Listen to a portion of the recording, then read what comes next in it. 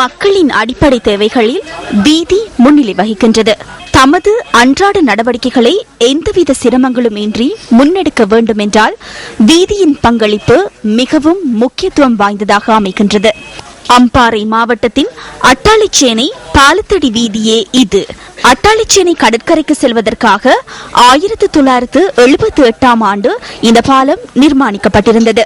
சுமார் 300 மீட்டர் அகலத்தை கொண்டதாகவும் மக்களின் பாவனைக்கு உகந்தவாறும் இந்த பாலம் அப்போது அமைக்கப்பட்டது. 35 வருடங்கள் பழமை வாய்ந்த இந்த பாலம் தற்போது சிறிது சிறிதாக சேதமடைய ஆரம்பித்துள்ளதாக மக்கள் கவலை தெரிவிக்கின்றனர். அட்டாளிச்சேனை வீதிகளில் மிகவும் பிரதானமான வீதியான பாலத்தடி வீதி மிகவும் நீண்ட காலமாக குன்றும் குழியுமாக உள்ளதை சம்பந்தப்பட்டவர்கள் இதை கவனிக்காமல் இருப்பது எங்களுக்கு மனவேதனையாக உள்ளது. இந்த பாலத்து ரோட்டு எங்களுக்கு முக்கியமாக தேவைப்பட்டது. இந்த பாலம் நாங்கள் மிச்சம் காலம் இதை போற வாரம் ரொம்ப கஷ்டமா இருக்கு.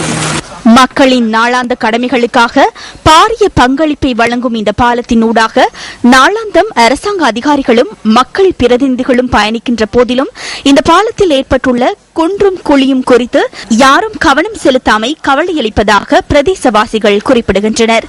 இப்போ 85ஆம் ஆண்டு தொடர்ந்த காலத்துக்கு ஒரு 10 வருஷம் நல்லா தான் இருந்துச்சு. அதுக்கு பிறகு இந்த பாலம் கடல் முடராகி சைக்கிளை போற உள்ளே விழுகிறதும் ஆக்கள் விழுகிறதும் இதேறதும் மாகாண உறுப்பினருக்கு மினிஸ்டருக்கு இந்த ரோட்டை பற்றி எந்த கவலையுமே கிடையாது. இந்த தருணம் வரை பாலத்தடி வீதி குறித்து எந்த ஒரு அதிகாரியும் கவனம் செலுத்தவில்லை என்பது கவலைக்குரிய விடயமே. வீதி அபிவிருத்தி திணைக்களத்தின் கிழக்கு மாகாண பணிப்பாளரே, இது உங்களின் கவனத்திற்கு.